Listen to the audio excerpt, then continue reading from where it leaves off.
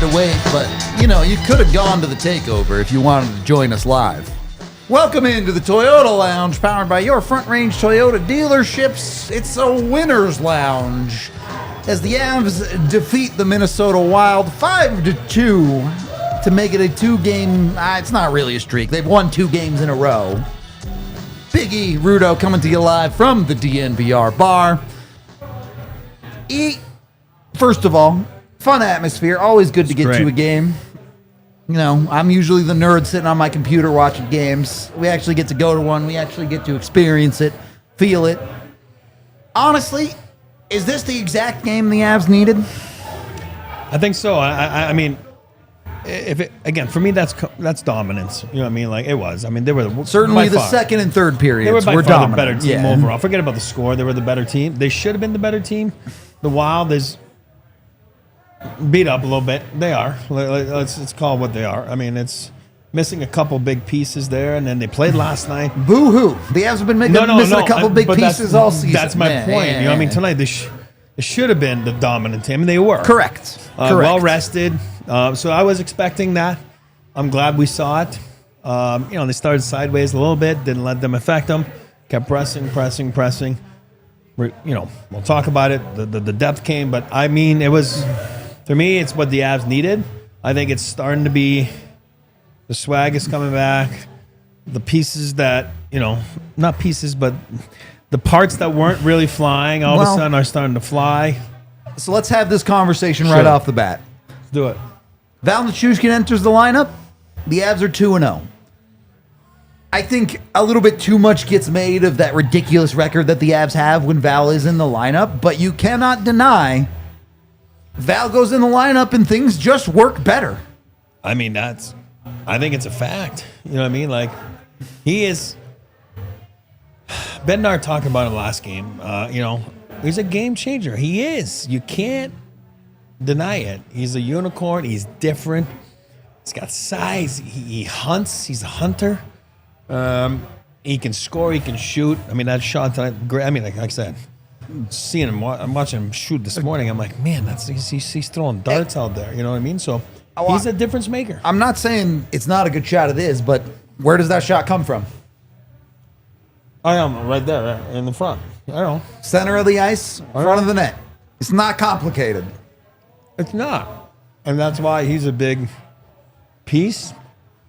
That's why when you saw him exit the last couple years in the playoffs, it was a big bump, like in the wrong way to the Avalanche. Absolutely. You know what I mean? They were shell-shocked, no doubt about it. So you hear guys, you hear Bednar talk about him, you hear McKinnon talk about him.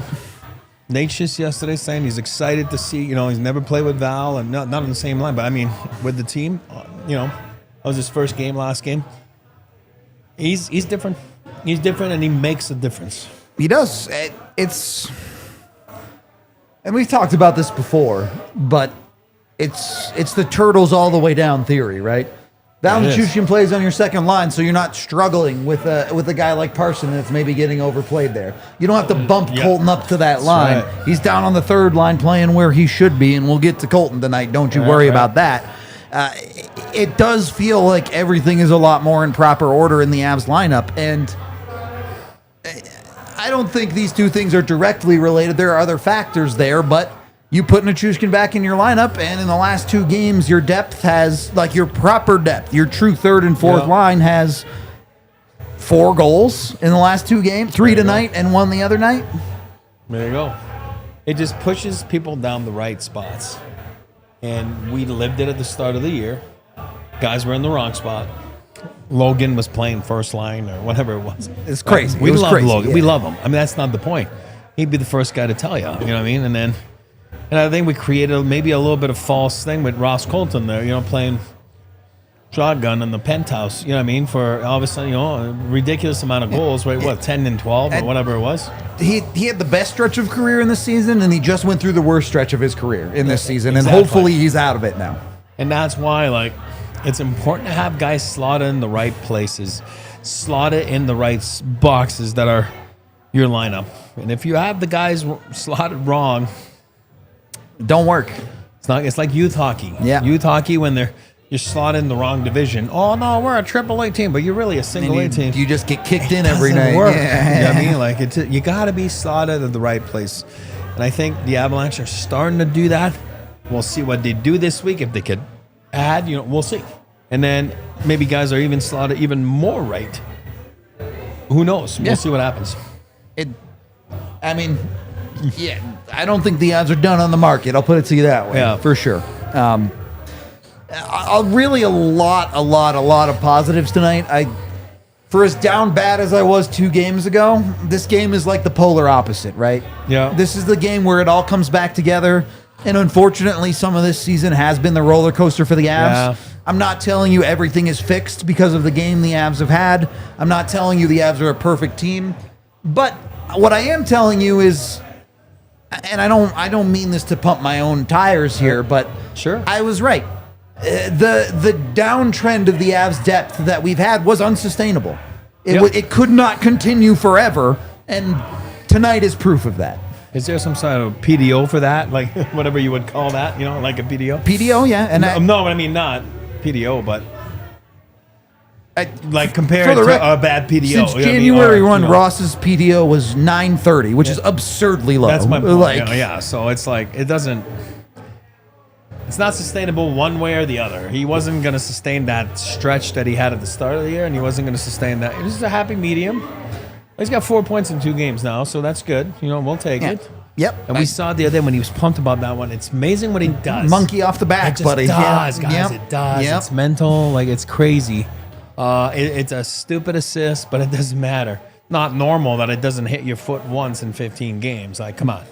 I'd like to bag on him, but at the end of the day, too, there's some bad luck somewhere. Like, it's not normal. Absolutely. So, no, I'm excited. And it's funny because people are going to say, like, oh, yeah, but they caught the Wild on a back-to-back that are tired. I know, but who cares? I'm just saying the Avalanche went through some tough stretches, and then they lose games, and then we bag on them. Right. We don't say, like, oh, it's too bad. They have nothing. How many times have the Avs been on a back-to-back or a 3-4 or That's this my guy point. gets injured or whatever? That's tough. my point. Minnesota sucks to be you right now, but not my problem. And then, it's the same thing. Thursday, you got the Sharks coming in on a 7-game road trip. This will be their 7th game. Tuesday, who's coming in? Pittsburgh? No, Pittsburgh's. Or is it Toronto Pittsburgh? first? I forget. No, Toronto's Saturday. I think it's Pittsburgh. I think it's Pittsburgh. Don't quote me on that. I didn't look. I'm just saying. So, yeah, stomp on them. Stomp on people that are coming in, that are struggling, that are. Pittsburgh. I don't care. You know what I mean? Like, yeah. Kale's rushing us. No, I'm kidding. Just kidding. We're. Listen, it's a good stretch. Keep it up. You know what I mean? It's only 2 games, but you're only as good as what you've given me lately. Absolutely. But it's like 2-2, and then they went 4-1 before. So let's get back to that pace, right? Yeah. Let's get back to that pace. So you're 6-3. Go 7-3. That's it.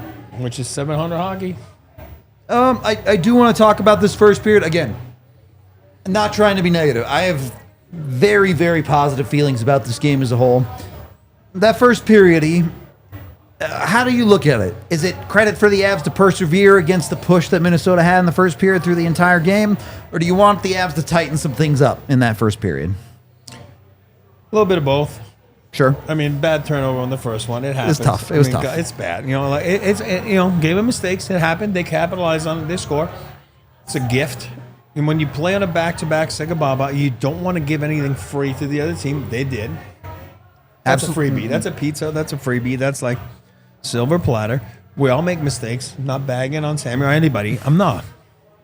But they didn't panic. You know what I mean? And then Minnesota, that's the best start they could have because, as you saw, they barely hit the 20-shot mark. The only reason they did is because they pulled a goalie at the end and they got 3-4 shots. It would have been a 16-shot game. They have legs for one period. That's it. And then you hope that your goalie stands on his head, which he was really good for a while, and then all of a Until sudden he the wasn't. dam broke. Yeah. And then the puck went in. You know what I mean? And that's usually how it works. And the Avalanche, it's not normal, like you said, to go on a stretch of, like Bednar said the other day, they've all hit it at the same time. Yeah, exactly. Like not hit it, but hit the bottom. You know what I mean? Of 0 or 1-12 or 0-14 or 1-16, and not normal. Not normal. So I think that all of a sudden the game unfolded. and they jumped on the game, and then they really took charge and took control of the game. Never looked back. Never looked back. I'm kind of in the middle on the first period because on the one hand, that's a bad turnover. Yeah. Mistakes happen. It does feel like a little too often this year. It ends up in the back of the Avs net when those mistakes do happen. But I really appreciated that the Avs had the answer. They draw a power play. They're able to score on the power play. Guess who? Nichushkin. There you go. I want your thoughts on the power play because they kind of went back and forth. They were using Lecky on it. They were using Val on it. They were kind of flip-flopping. Is it just time to put Val permanently on Unit 1? I mean, and I know Lecky's been awesome this year, and he scored some big goals, but he scores big goals 5-on-5 for me, not necessarily power play goals. You know what I mean? That's fair, right? I mean, what does he have, like 21 5-on-5 goals out of? I think he's got one. I think he's only got. I think he has 2, maybe, something but like that. yeah. You know, I love Lecky. I love my Lecky. He's not your power play finisher. That's my point. Yeah. You know, for me, if you're talking to any coaches around the league and you're talking to a visiting coach coming in, the first question they ask is that big dude playing? You know, because it makes a difference for your PK. It makes a difference for the way you're preparing for that power play because you have to respect Makar, you have to respect McKinnon. You now have to respect, not that you didn't have to respect Mikko, but Nichushkin is totally different. Nichushkin moves, and where Mikko was kind of more like on the on that side style. And waiting and shooting yeah. from the corner, that seam pass from McKinnon. Which they both were great. They're just different. But now you're like, if you have the big fella, and then Jonathan, so smart with the puck. I'm not bagging on him at all.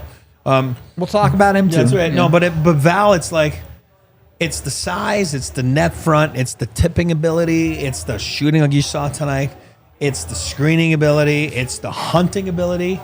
You know, not that Lecky doesn't have that, but I'm saying one of them's a monster. He's just a monster.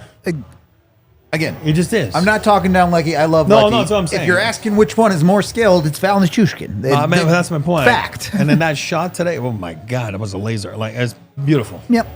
I saw him shoot this morning. We were calling. I mean, again, it would have been nice if he got a hat trick plus 10,000, whatever. Not a big deal. Could have made a couple bucks. Came up a little bit short on that. It was a good start. It was a good start. And then, but yeah, I think Val makes a difference on the power play.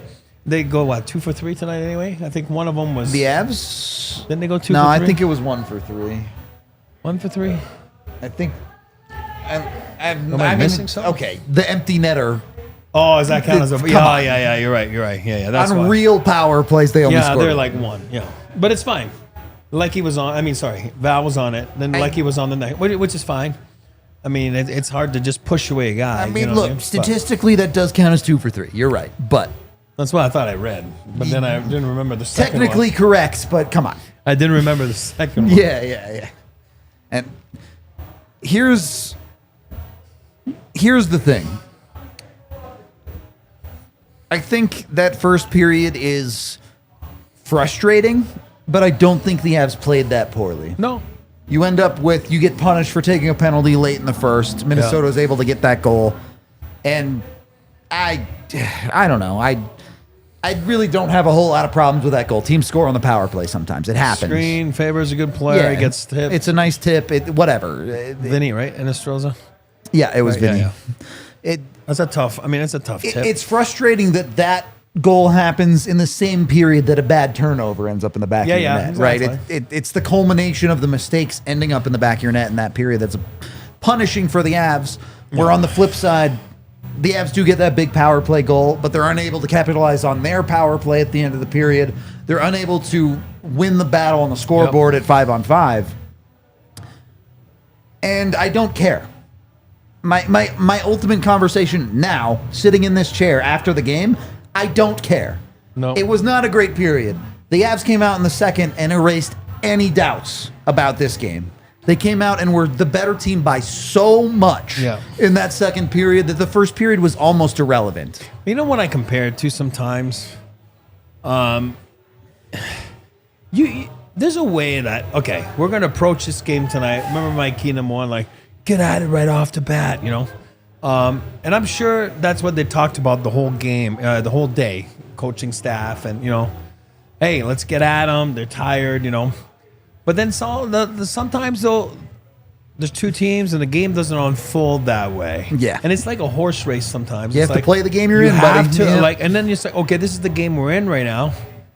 Let's, like I said, a horse race. If you're just going really go nuts all the way at the start, sometimes at the end you might run out of gas. You know what I mean? And I'm not saying you would run out of gas. I'm saying, but now you're like, the other team's going to run out of gas. So let's attack them now. Let's start running fast right now, sprinting. And then all of a sudden they have to keep up. And then we'll control the game, the rest of the game.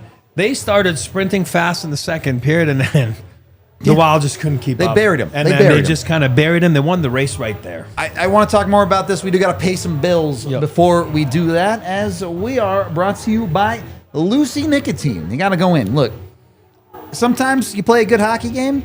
You know what? You want to sit there and smoke a cigarette. Don't smoke a cigarette. Smoke is bad for you. Instead, use Lucy Nicotine. And I'm not here to tell you that nicotine is great for you, but it is a great way to have nicotine if that's what you want to do. They are 100% pure nicotine, always tobacco-free. They don't have a bunch of that other junk in them when it comes to Lucy. I always love them out on the golf course. It's my favorite thing to put a pouch in there. He'll tell you, every hockey player on the planet has got a pouch going at some time or another.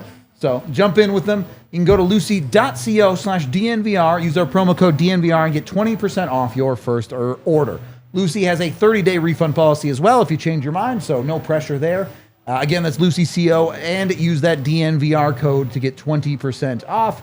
Again, jump in with them. Lucy Breakers are nicotine pouches with an extra surprise. Each pouch holds a capsule that can be broken open to release an extra flavor and hydration.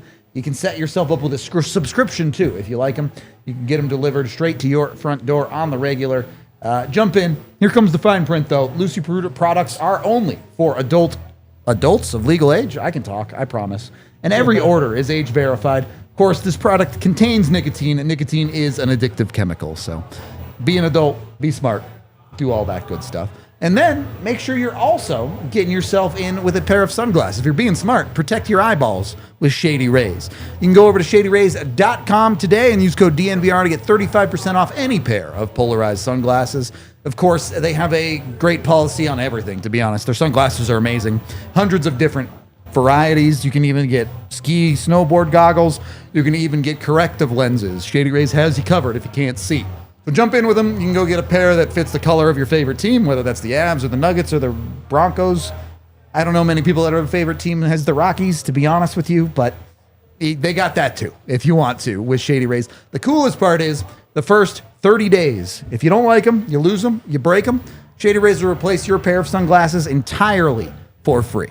So get with them today. Over 300,000 people have given Shady Rays 5 stars. Go try their sunglasses and use that DNVR code for 35% off your next pair of polarized sunglasses. Second period of the DNVR Avalanche podcast. A lot more to say. First, though, I want to hear from Jared Bednar and what he had to say about this game. Obviously, it's nice to hear from Coach after wins instead of losses. So hopefully Bedsy's a little bit more upbeat.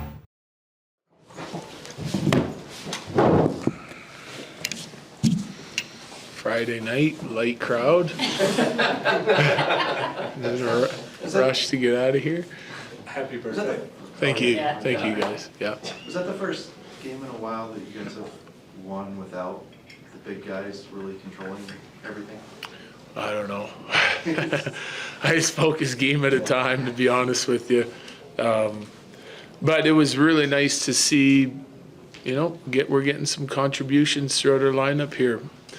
And we're getting more guys, like a little bit more balanced minutes going through our lineup. Like that's the second game in a row where Nate's right at 21 and change. You add Val and Lecky back in, and with the addition of Druin and Drury, and we're healthy. We got 6 penalty killers that we're using. They're doing a nice job because they're fresh, and so the depth is helping us. And then to be able to, the Drury line was outstanding tonight, and they get rewarded for their work. Colton has 2, Drury has 1. So, it's not always going to be those guys. I know we rely heavily on those guys, but I think that they played a solid game. They got a big power play goal. And, we had contributions in on both sides of the puck from throughout our lineup tonight. It wasn't as good a game as the game the other night. I thought we had a handful of guys that struggled early in the game and then kind of got going. It just wasn't as a complete a game, but it was still a good game. It feels like the energy level is up. Is that fair? Yeah, it is. It is. I think like it was up before the break, and in Nashville it was up, and then like the St. Louis one was a little bit of a tough one to get over for our team because I don't know, but like we didn't handle the preparation or the focus and the work ethic needed in that game, and I think everyone was a little down that they didn't bring their best, and that and we kind of tried to snap them out of it, and we bounced back in a big way, and kind of followed it up tonight, which is good. It's a good start to the homestand. Pretty happy with what we're doing. We have some things that that game needs a little bit of a teaching video session more than just showing what's really good and what's poor. Like we made some strange reads in that game and gave up some chances that I didn't like. But on the offensive side of things, we kept doing some good things. You guys had that shift late in the second period that lasted, seemed like 3-4 minutes. Yeah. You were just cycling the puck. I guess does this speak volumes to the Jack Drury line and what was working and you just recently put Kiwi Rant on that line, like how much Yeah. that all. Yeah, no, I think it all has something to do with it. Like that was a highly competitive shift and it was extended, and then we were able to, second periods, we were able to slip new guys on the ice a couple times and stay fresh, and you get a tired group out there and things just start to snowball. And that was fantastic. It was great. We had some good looks. I think we had one grade A chance and a bunch of other secondary chances. I'll tell you what I didn't like about it is like at the end of that, and the clock's ticking down, it's 20 seconds, and we kind of get a little lazy on a reload, and a forward covers for our D, and we poor recognition, and all of a sudden they're taking off on an odd man rush, and they get a grade A chance. So that was kind of a couple of the things that we did tonight. Like you go play 4 minutes in their zone or in a good 7-minute stretch where we're the only team creating chances, and we're having to work for all of them. And then in a 15-second span, right at the end of the period with the lead, we probably give up the best chance out of the whole 7 minutes. We can't do that. So that's what I meant. Like we're gonna have to do a little bit of teaching there. It's discipline, and there was a little lack of awareness there too. It looked like Nate got slashed, but he picks up the unsportsmanlike. Is that a situation where you can live with it because he's just passionate, or what's your message to him in that instance? I don't have to say anything. I mean, he knows that he's got to bite his tongue a little bit there. I don't have to say anything to him. I'm obviously not happy with it. He won't be happy with it either. So like I'm not going to bring it up again. Like our guys are pretty aware. Even like they make a mistake on the ice, you don't have to go to him every time. You can go to him with a little advice, but you don't want to do it all the time because then it just feels like you're harping on him. No, like knowing Nate, like he's probably not wrong. I think it was a slash, and they're putting the whistle away because it's end of the game, and so I didn't really love that. But he's emotionally invested in the game. Coach, you talked to us yesterday about Ross Colton working through the goal drought. He gets 2 tonight. What can you say about him and what his unit was able to do tonight? Yeah, well, I mean, I've already touched on the unit, but good for Ross. Good for Ross. I mean, I think he's getting into the interior of the ice. Like we've been talking about as a team, and when he's getting in there, he's shooting. He had one in the first period, got slipped to him. He's walking right down Main Street, and then he doesn't shoot it. He takes too long, and then he just kind of gets a little fluffer to the net. And so I touched on that with him on the bench. Like he's in there, he's got a great shot, obviously. And when he's getting into those areas, but he's been providing all the physicality on the forecheck and the things that you want to see from him. But if you're going to score, you got to get into the interior of the ice, and you're going to have to shoot the puck and pull the trigger when you break teams down. And he did a better job of that as the game went on, and he gets rewarded again. So yeah, I'm really happy for him. You want all when your guys are doing the right things and working and competing like that, and that everyone wants to score. It's nice to see guys get rewarded for their work. Kind of an odd scheduling thing, open weekend here, 3-day weekend at home. Yeah. Well, we're a little ahead of, some other teams.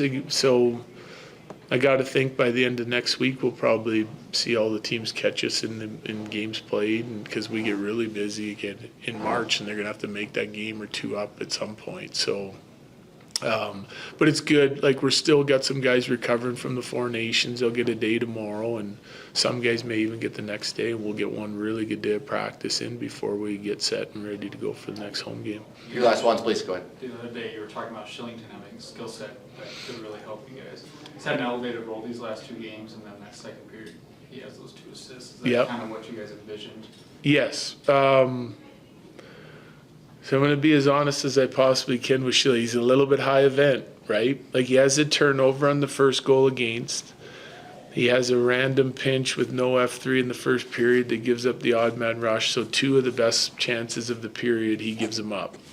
But then you see him, I mean, he had to have a couple points tonight, right? So the neutral zone steps up on the guy, steals it, pivots out of it with his skating, rips it up the ice, catches Drouin, and then he has the other one later, I think. And you like, we need that offense. He's going to tighten it up a little bit on the defensive side of it. Because I really think he can help us. His puck moving, his skating, he plays an aggressive D-zone style. He's just got to learn to make sure he's making the right reads before he uses his skating and closes quick to his advantage. So there's a couple reads, and some of that is just, I think, probably just a little rust. Hasn't played a lot of hockey, so we're going to try and work him through it because of the other things that he did on the offensive side of it. You mentioned on Sunday that you made a comment about this team isn't the same type of high-flying offense as what you've had in the past. Were you envisioning these last 2 games coming out of that? Well, I didn't say we couldn't score. I mean, I think overall in the league, we're still sitting at 8th in goals for. It's a pretty good offensive team. I just think that the offensive side of it comes pretty naturally to us, and there's been a lot of games this year where we've had trouble creating offense, right?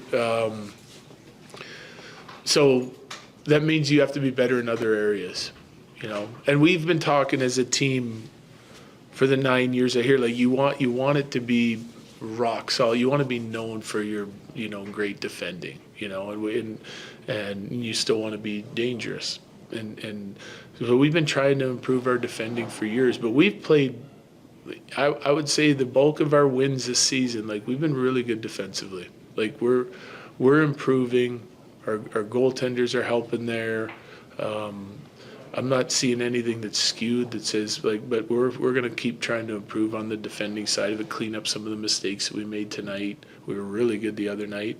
And I've said this for years since I've been here, is like, the better we are on the defensive side of it, usually the better we are on the offensive side of it, because you're checking the puck back quicker, you're creating turnovers, you're getting the touches that you need to advance the puck and get our legs going and get dangerous on the offensive side of it. And we did a decent job of that tonight. We did a really good job the other night.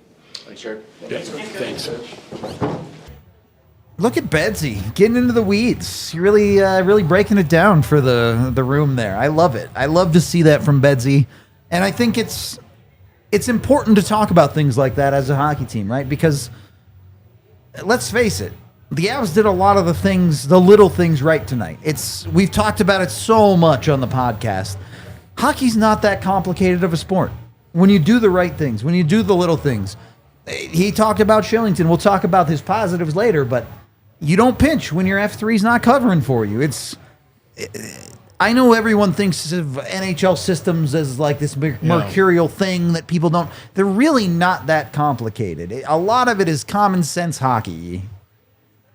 The way I always say it is, like, the game is simple. You can't overcomplicate it, but it's not that easy to achieve. That's absolutely true. Right? Yeah. It's simple, but it's not easy to achieve because there's so many factors, like, tiredness, like not being focused or whatever. Like, it's hard. It's hard to do the simple things. And I think that's what he was alluding to right there. And I think he's right. That was a big game. That was an important game. And I think overall the Avs showed up. It feels like a few too many times this year we've talked about the Avs are supposed to win this game and they haven't. Uh-huh. They were supposed to win tonight and they did.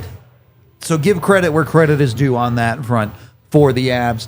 A bunch more to talk about, including the 3 stars of the night from us. But first, we got to pay some bills with you here. So let's jump on over. We are brought to you by the incredible folks over at Bet365. Unfortunately, E didn't hit his $1,000 bet tonight. Shoot. No Val Nichushkin hat trick. But you probably could have got some pretty good money on some of the action for the Avs.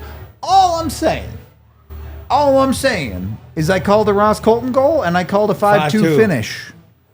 I'm just saying. You could have made some money on some of those things.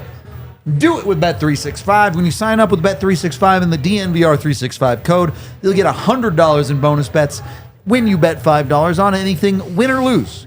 You put $5 in on a bet, you got to put $10 in minimum, $100 to play with. Free money. Go have fun with it, whether it's betting on the Avs, whether it's betting on other hockey. Dallas won again tonight, unfortunately, but probably a pretty safe bet to win. You can bet on the Nuggets, who also won tonight. Whatever it is, when it comes to sports, Bet365 has you covered. So sign up today. Use that DNVR 365 code. Of course, when you gamble with Bet365, you must be 21 or older, physically located in Colorado. And if you or someone you know has a gambling problem, call or text 1-800-GAMBLER today. And look, betting is fun. We all like to have fun. I've had a few beers. We're having fun. But you also need to make sure to take care of yourself, all right? Yes. Everybody can have a cheat day. When you're in the suite at Ball Arena, it's a good cheat day. But then you gotta lock down and take care of your health. Of course, this podcast is presented to you by UC Health.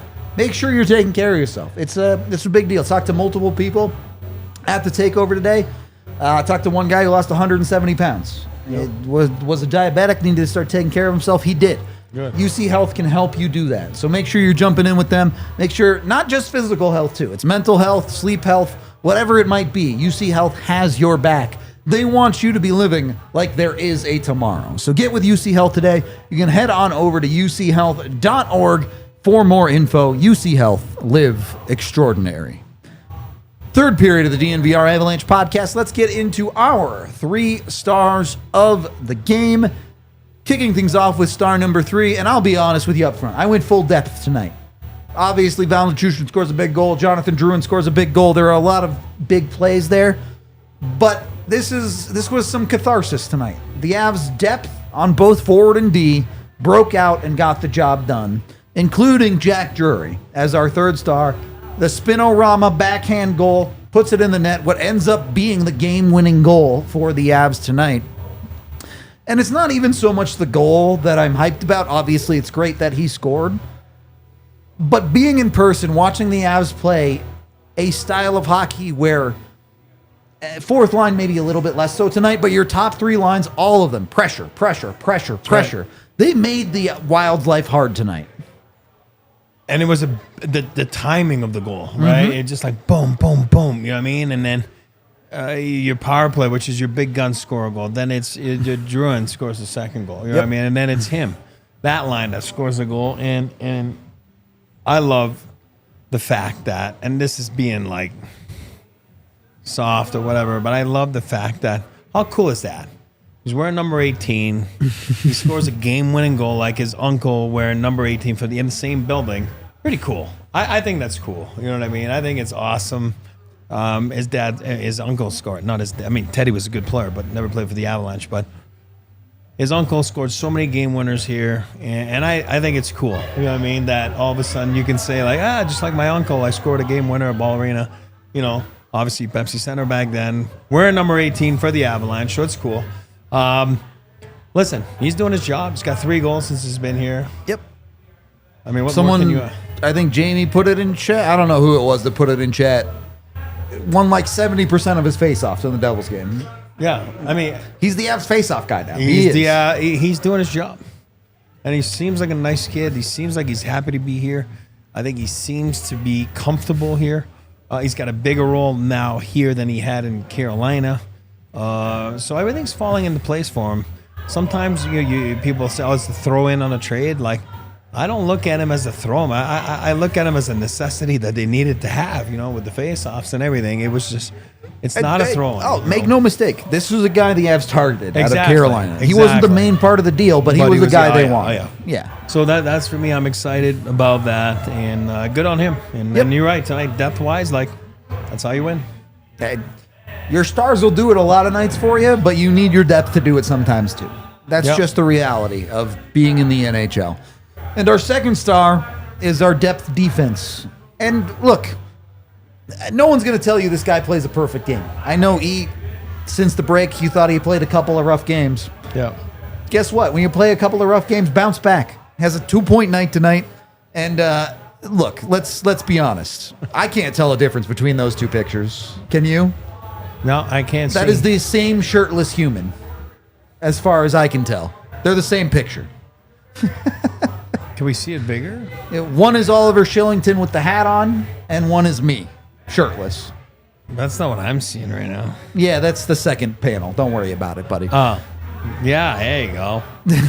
They're the same picture. Yeah, buddy. Good for you, Rudo. Looking good. Oh, no, it's Shilly. Sorry. Is Shilly on the right or on the left? Oliver Shillington, though. And look, that's what Shillington can bring you. Yeah. That pass to Jonathan Drouin. Yeah. Outrageous breakout pass to Shoulder spring check, him. looks, knows what to do. And then it's a whole play a little bit. But, like Coach said, it's trying to get the high risk out of the game. But I don't care. He hasn't played a lot of hockey the last 3 years. I think Bednar said, I'm going to play him now just to see what I have. Some things to correct. But I'd rather correct a few things and then, praise a few things, than just try to correct bad things, I didn't like his games the other day, but I'm going to defend him. He's not played a lot of hockey, so it's hard, and it's a fast-paced game. They're big games. The Avalanche didn't really play well, so it's like, you kind of fell into play, It makes it worse, So good on him. The Avalanche need to see what he's got before they got to make decisions here the next, 4 or 5 days, or 5-6 days, whatever it is. So, Friday? Deadline's Friday, right? So Deadline is Friday, 6 days. yes. 6 days. Now. 6 days. Good on him. Make them make decisions. 30 more minutes until 6 days. Yeah. Yeah. 30 more. We're up late tonight. Shillington, someone, I think it was Lane who put it in chat. Look, is he a perfect defenseman? No. But if you're scoring a point or two, if you're making up for the mistakes that you make, that's more than good enough. That's the type of play that Shillington can bring, and that's why you see him as such a fit in Colorado, because he fits that breakout schema that they like to run. He can play that high-octane hockey. And that's why they got him this summer. Exactly. Yeah. And then our number one star, the 3-point night man himself, the guy who everyone on the Avs needed to break out, Ross Colton. Yeah, one of those is an empty net goal, but he still has a 3-point night, including a big goal to put the game away to make it 4-2, and then an additional assist on top of that. Look, the reality is the Avalanche depth needs Ross Colton to be a producer. When he produces, the depth produces. He produced tonight. He comes up big for the Avs, scores big goals. That's the version of Ross Colton the Avs need. And I don't mean the 3-point night. He's not going to score 3 points a whole lot of nights. But to come up with a goal, he needs to be a goal scorer for the Colorado Avalanche. He absolutely was that tonight. Colton was great. Where was he when he scored? Middle of the ice. Just like Nichushkin, you asked me, I'm asking you. It ain't complicated. It's not hard. You got to get to the middle. You can't just play on the perimeter.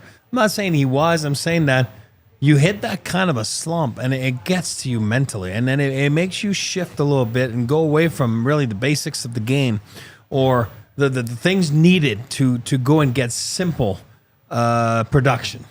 Look no further in last game. He was pumped when he got that assist. That was like, a really secondary assist, but he's fist pumping. It's your emotions coming out, because it's like, okay, and then all of a sudden, the game today he gets, two pretty big points tonight, and then his third one, there's 8 seconds left. It really means nothing, but it's like, but still, I'm not missing. You saw him take the extra couple seconds. I'm not missing.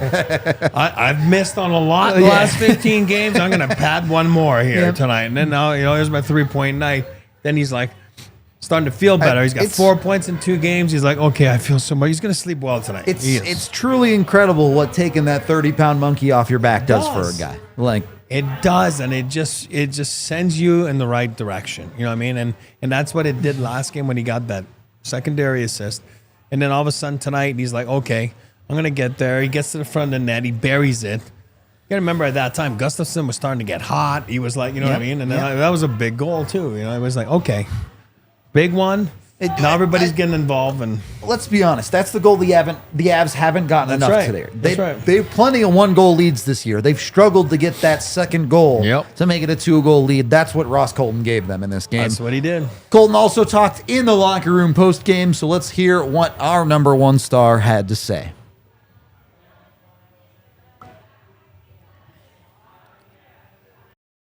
To get one to go after, Jared, it's talks about you doing a lot of good things and just not getting them to break through. How nice is it to get one to go?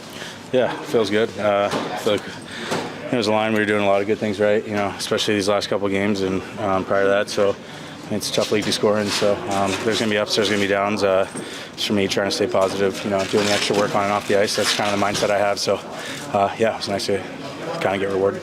Felt like the energy level for the team across the board was up tonight. Just what can you guys attribute that to? Just, I think the guys in the room, we know we have the group in here that's capable of doing some great things. So it's just about, sticking with it, staying positive. Like I said before, there's going to be games where, there's ups, there's downs.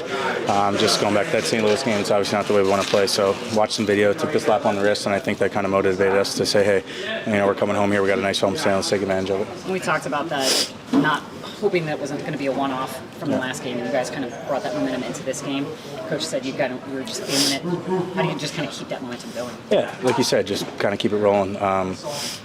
Just coming to the rink every day with the right mindset. I think, I don't know what it is, but just the attitude around the room has felt, different. Guys are more upbeat. Guys are enjoying themselves. So, again, it's a fun time of year. Every game feels like a playoff game, especially tonight against a team like that that's ahead of us in the standing. So that was fun. Again, let's just got to turn the page, and we got to take advantage of this homestand. Oliver sets you up for that one. What can you say about him? What he's had to push through this year? Yeah, a lot of adversity. He was amazing tonight. I think he had a couple helpers, but on that one, we did a great job in the D zone. I think it was Kivy and Jury, doing a good job chipping it out. And then on the 2-on-1, I kind of just pulled up. Shilly kind of gift wrapped it for me. It was up to me just to put it on net. You talked about the guys feeling good. Coach has always said that happy hockey players are productive hockey players. Do you feel that that's really, pretty much how it's going? Yeah, I would say so. I mean, you just look around the room, like I said, we have an amazing group of guys in here, great leaders, guys who, have won, some championships. So, again, a tribute to them. Just kind of keeping the mindset right, managing those ups and downs. And like you said, coming to the rink with a smile on your face, we have a great job, and we get to enjoy it. So you had the big pop-off from the Avs depth in the second period. Loved every minute of it. I don't know how to qualify Jonathan Drouin. I don't think I would really consider him depth. No. He's played on the top line plenty. If he's not on the top line, he's playing on your second line. I was going to say, I put him in the secondary tier. Like, with the Taves, the Nichushkin, Lehkonen, Drouin. That's where I put him.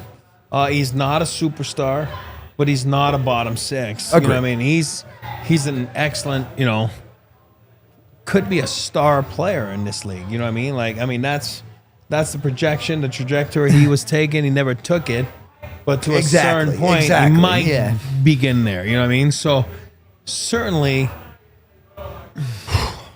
a very important part of this Avalanche forward core. You know what I mean? So, but that was a huge play. Here's what I want to say about that. Jonathan Drouin is a top six guy because he puts goals like that into the net. Makes plays. Raw, unbridled ability on that play. And yet, unbelievable pass from Shillington. Great setup. Drouin's in the right spot to spring himself. That shot is disgusting. It's not just disgusting, it's deceiving. Because as a goalie and me as a player, I thought he was deacon. I thought he was going far outside. Then all of a sudden he rips it. Just, you know what I mean? Casually, just roof. Yeah, and then as a goalie, he had no idea that he was releasing it. Yep. And that's kind of what made it. And that's why sometimes you want Jonathan to shoot more. You know what I mean? Because he's I hear you on that. He's a better shooter than he lets himself believe, because he loves making plays so much, and he can make the big play. But shows you on a goal like tonight. And Gustafsson was hot tonight. He was hot. He was playing really well until that was one of the goals that all of a sudden it's like got him on his heels a little bit. But that was a huge play by Jonathan. I mean, maybe he wants the Drury goal back, I guess. Which is like, it's weird because it's hard. You're getting back to your post, and then the Yeah. guy just give credit to Drury. He's just throws one on. He's trying to hit him. That's what he's trying to do. That's the exact play you haven't gotten enough of out of your depth, right? Doesn't have to be cute sometimes. Yeah, You just got to exactly, throw it in the exactly. back of the head of a goalie. And again, that wasn't the back of the head. That was back of the play. But, sometimes you just got to be greasy and say, screw it. This is what I'm doing. But you look at beyond that, Val goal from the middle of the ice on the power play, unstoppable. Druin goal, breakaway, ridiculous shot. Ross Colton, great shot on the net. Games like this are why we were so frustrated with the Avs' inability to score, because we know they have this in the bag. Yeah. We know their shooting ability is so good. Yeah. And it had just disappeared for such a long time this season. And a part of me wants to say they found it. They figured it out. Tonight's the night. But there's been 4, 5, 6, 7 false starts this season with this. Can they do it? Can this be the corner turn for the Colorado Avalanche? I'll go back to what we talk about every year at training camp and every year at development camp. Not development camp, but rookie camp. Consistency is the toughest thing to achieve as a player. And it's hard. And again, we said it earlier. If it was easy, everyone would do it. Everyone would play in the NHL. Everyone would have careers. Everyone would play 1,000 games. It's not that easy. It's a simple game, but it's complex to achieve it. It's not easy. It's the same thing as a team game. It's tough sometimes to achieve consistency. And we all live in it right now with the Avalanche this year. We all know that it hasn't been that easy. There's reasons for it. There's injuries. There's the sickest schedule. There's whatever it is. You know what I mean? There's always an excuse. There's always something. But oh boy, if there's a time to get it,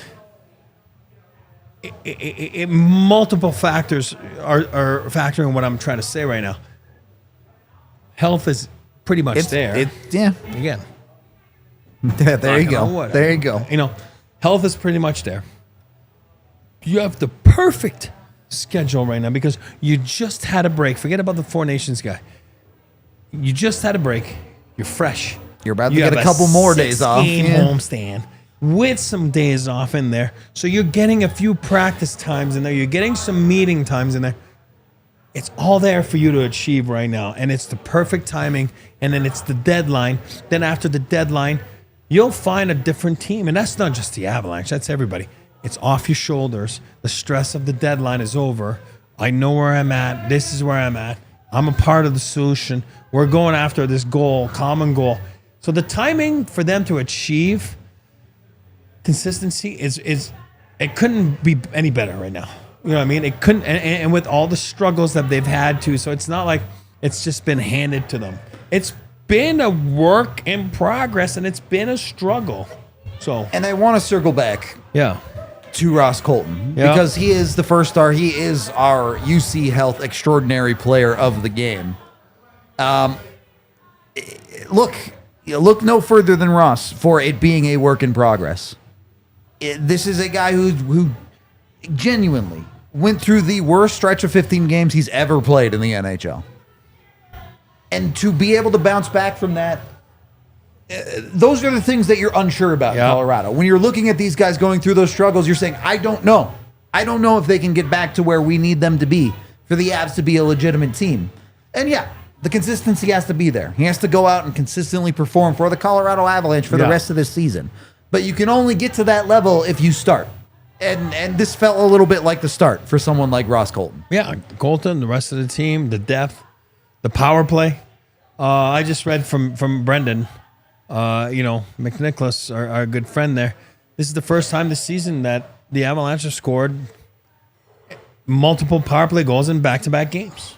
I mean, that's absurd to me with McCarr, McKinnon, you know what I mean? Like, this is the first time of the season that they've had multiple goals in back-to-back games on the power play. So, again, it kind of gives you wings. It makes a guy like Colton, the player of the game right there, you see how player of the game, follow the steps from the leaders there on the power play, and then he goes out there and he gets 2 goals, 1 assist. Listen, you knew it wasn't going to be normal. We all know it wasn't normal. We all knew he was going to change. But now he's got 4 points in 2 games. He's sleeping better tonight. And it's like, okay, let's get back to work, to have a day off tomorrow, get back to practice Monday, and then, Monday, Tuesday, and then, Sunday, Monday. Yep. And then day off tomorrow, and then, get back out there and keep going on the swing that they're in right now because, quite frankly, yeah, it's 2 games. It's a good start. It's a start. But it's a start. But that's my point. Let's keep going now. Make it 3 in a row, which is a streak. Not just wins. I'm talking about the emergence of the depth. You know what I mean? Like from the dead. They were dead. The other side I want to talk about in this game is the third period, and there's 2 sides of this. One, the Avs locked that game down. They got up 4-2. They gave Minnesota basically nothing. Yes, they had to kill some penalties, but was Minnesota even really that dangerous on those power plays? No. Was Minnesota really that dangerous at all in the third period? No. And sure, Minnesota's on a back-to-back, tired legs, whatever. The Avs still locked that game down. They took that 4-2 lead and put a game away. And they've been good this year, except that little stretch. Remember, they struggle a little bit, like closing out games. Yep. For the most part, though, they've been really good at closing out games. And again, tonight you saw because they got that second one, right? They went up by 2 instead of just making it a 1-goal game. Even though they've been great at 1-goal games, this kind of makes you better, feels better.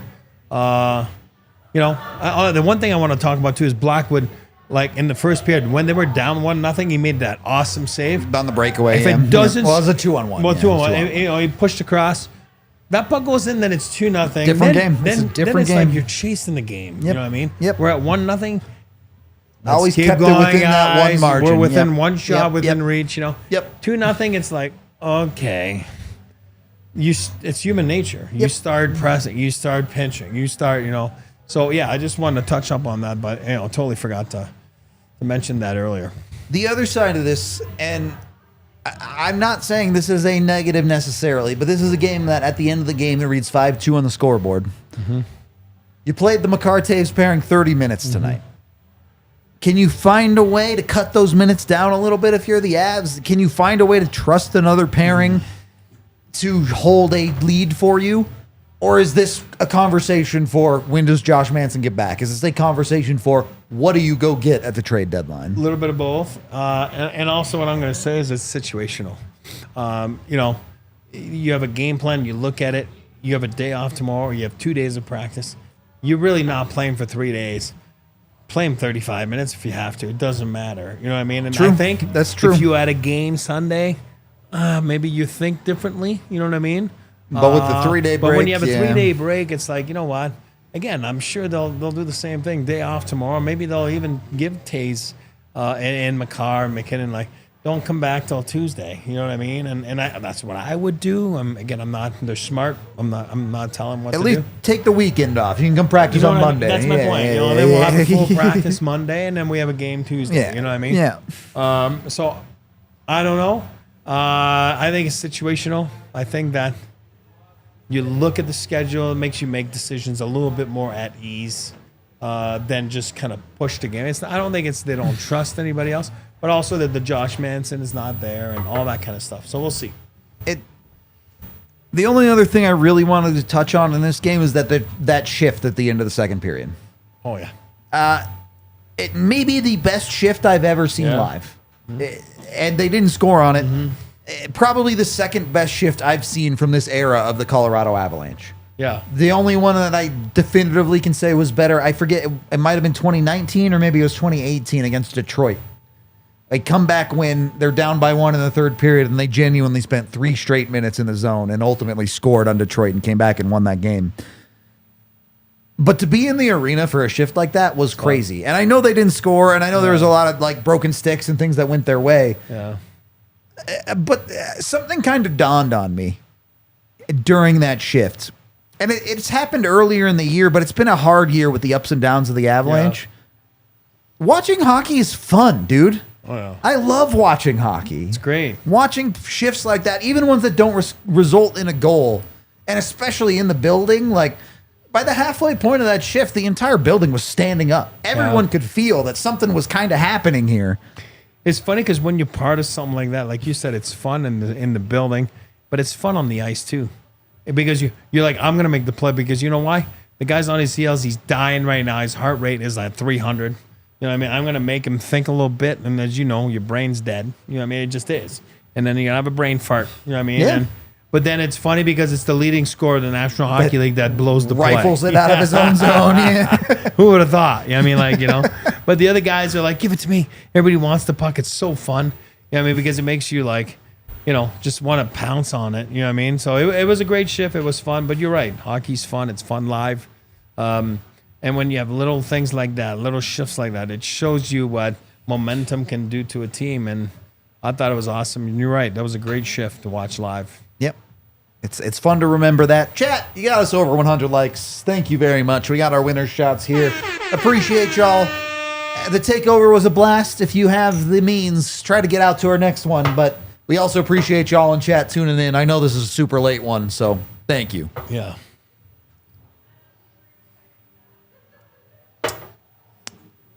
All right.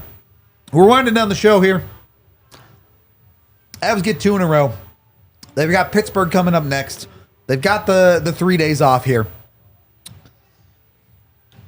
I know we've talked about this on a couple of shows, but I want to stress. Okay, we've taken a look at the Avs the last 2 games. We've called them more or less must wins. They won them both. Good job. At the finish line, when the rope is taut, when the chips are down, whatever phrase you want to use, the Avs have pulled through this year. Yep. They have an opportunity to make their lives a little bit easier. You should come rested into a Pittsburgh team that's not going to make the playoffs, that probably has a lot of guys wondering about the trade deadline. Boom. Go out, beat them, and then you get a San Jose. What was it? That's like San Jose's 7th road game or something ridiculous. This is the longest trip of the season, 7th game road trip, and that will be their 7th game Thursday in Denver of the trip. The Avs are in prime position to take care of business on this homestand. And with the win tonight, I know Minnesota still has a game in hand, but realistically, at the end of this road trip, there's a very, very real possibility the Avs are in 3rd place in the Central. Homestand, not road trip. Did I say road trip? That's fine. My bad. No, I agree with you, and you're bang on. You took my words out of my mouth for Tuesday for Pittsburgh, because you look at that roster, there's a lot of guys in limbo, and they're going to be on the phone, and their wives are calling, and their kids are calling, and then the agent's calling, and it's saying, hey, you know what I mean? Like, hey, I don't know what's happening. We'll find out in the next 24, 48 hours. I have to waive my no trade, not waive. I mean, there's so many things, and it just weighs on you. And the last thing is the hockey game that's in the way. Right. Honestly, it is. So you have to take advantage of that. You know what I mean? And you have to pounce on it, just like a team that's tired, like we saw tonight in the Minnesota Wild coming in the building. And, you know, it didn't go their way in the first period, but they found a way to pounce on them early, still in the first half of the game, and really never look back. So you got to do the same thing Tuesday, 1 game at a time. Well, now you're rolling if you win that one, right? Now you feel good about yourself. 3 wins. Let's go. It's one of the things the Avs haven't done well enough this year. Make your own life easier. That's it. Get ahead earlier in games. Win the games that you're supposed to. Set yourself up for success. The Avs have found success at times this year in spite of themselves. Yeah. Make it easy. This is your time to make it easy for yourself. You don't have to take this down to the wire. You don't have to be playing desperately important games on April 10th if you take care of business right now. Who plays net next game? For the Avs? Got to be Blackwood, right? No, I think I'm going Wedgwood. After a 3-day break, you're going Wedgie? Well, because Thursday's San Jose, unless he doesn't, you know, or does he give? You want to give him give him both? No, but then you got Saturday. You got the Leafs. You give Wedgie Chicago at the end of the trip. Yeah, or maybe there's a plan, and it's like you give him Chicago, and then maybe he gives him San Jose. Maybe he gives him San Jose, and it's like, hey, you know, you don't have to play against your former team. Some guys like that. Some guys don't like it. It's fair. Did they play San Jose already? But was Blackwood there? I don't remember. I don't know if Blackwood was there. So. I don't remember. God, they all. I don't think so. I don't think Covey has played against the Avs yet. I don't think so, but I'm not 100%. We haven't seen Mac, right? No. Celebrini. Yeah, he was hurt. He was hurt when they played the first time. Okay, yeah. That's what I'm saying, yeah. I Well, don't- they haven't been here. The schedule just at game 60. It all, The like, I know. schedule is Sorry. it blends I didn't want to together. ruin your night tonight. I have no idea. I don't remember either. So I'm the one that brought It's it been 4 months of game day or not Yeah, game I day, know. buddy. I know. I don't even know what day it is. But anyway, you're so- right. Make things easy on you. I was just trying to slide my Home Depot, lumberyard brother. Yeah, there you go. You got to get the lumberyard in. Very quickly, if you are watching on Comcast or Samsung TV or a television, we are moving over to overtime. You can join us on the DNVR.com. We're continuing online here. If you're on other platforms, you're good to go. A couple of things, and this is important for you, chat. Pay attention. Get your rosters in on puckpedia.com. Make sure you put DNVR in the title. Monday, we are doing our Roast My Roster. Put your trades in. Show me what you think the Avs are going to do at the deadline. We will roast them. You will get roasted, and we'll roast ourselves too. AJ and I will have rosters that you guys can make fun of. So get in on that. Make sure you're doing that. It's going to be a fun show on Monday. Make sure you get in. For the Avs, I feel like I've asked this question a lot this year, and I feel like the answer has changed a lot this year. Today, before the trade deadline, are the Colorado Avalanche contenders? Here's what I'll say. Do I think they're contenders? Yes. Do I think they're heavyweight contenders? No. Do I think they can become heavyweight contenders by next And weekend? that's what the Yes. deadline is about, right there. Yeah, I agree with that. And I do agree they come out of the West. I'm sticking he's to it. sticking with it. I love it. And I want to say thank you to Goo and Nick, Yes. so for coming Shout on out with us Michelle tonight. In case Goulet. Goo said he was going to listen, so I don't know if he's listening or he fell asleep because he had a long day. I'd be asleep right now, Yeah, to be honest. But Goo is awesome and a friend of the show and part of our family. So thank you to him and Nick for this is being part of it. You could have talked. You could have talked to one of the best goal scorers maybe ever, if you came out to the takeover chat. That's what you missed in the suite. It was a blast of a time. You didn't miss the net, I'll tell you that. Missed the net a whole lot less than the Avs have this year. That's for sure. Hey, I was talking to him in the suite. You know what he told me? He said, these days all the people talking about how goalies are so big and it's such a thing and it's hard to score in the NHL. You know what? I always tried to shoot it where the goalies aren't. That's how you score goals. It's not that complicated. I know. It must be nice to be that good at hockey, man. Yeah. It must be nice. We do have one super chat from the incredible Drew. He says, how dare the refs give Nate an unsportsman penalty? Does he forget Nate won a Lady Bing before? Yeah, the most fraudulent Lady Bing of all time. Won by Nathan McKinnon. It's true. I don't care about the unsportsmanlike. What I do have a question about, dude blows his skate out, the blade comes out, and the ref helps him to the bench. What are we doing? I think Riker said that. I think Jax answered Riker.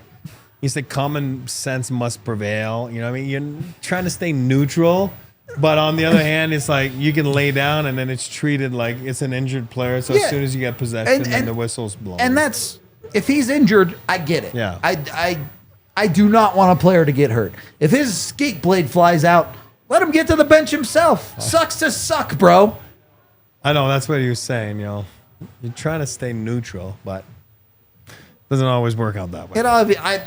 Did it really affect the play that much? No. No. But come on. We'll see. Come on, bro. Do you know how many times over the years, and I'm a biased source. I watch every Avs game. I hone in on the things that go against the Avs.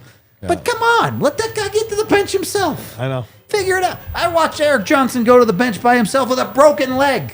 And that guy gets helped to the bench because his skate blade fell out? Give me a break. Give me a break here. Rudo's What are mad. we doing? Rudo's mad.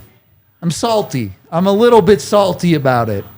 Anyway, we are out of here for the night. Are off both days this weekend, but again, get your rosters in. We're checking all the rosters on Puckpedia with DNVR in it this weekend. So jump on that. We'll have a Roast My Roster on Monday. We appreciate y'all. This has been the DNVR Avalanche postgame show presented by Bet365, and we are gone. We all silly like the mayor.